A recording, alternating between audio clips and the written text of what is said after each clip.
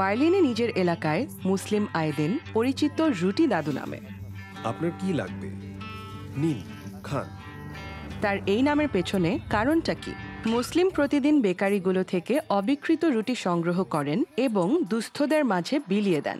11 বছর ধরে তিনি এই কাজটি করছেন। একবার কাজ শেষে আমি দেখেছিলাম একজন রুটি ফেলে দিচ্ছেন। এমন বহু মানুষ আছেন যাদের খাবারের প্রয়োজন।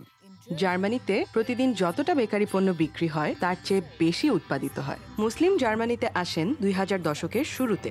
আমি তুরস্কের মানুষ। আমরা 7 ভাই বোন ছিলাম। বাবার একটা চাকরি ছিল, কিন্তু তাতে ঠিকমতো সংসার চলতো না। তাই আমি জানি ক্ষুধার কষ্ট কাকে বলে। মুসলিম একটি সুপারমার্কেটে কাজ করেন। অবসরে মানুষকে সাহায্য করতে না পারলে তার জীবন থেকে গুরুত্বপূর্ণ কিছু একটা হারিয়ে যায়। কে খাবার চাইছে তা আমার দেখার বিষয় নয়। আমি তাদের হাতে খাবার তুলে দিচ্ছি, আর তাতেই তাদের মুখগুলো উজ্জ্বল হয়ে উঠছে।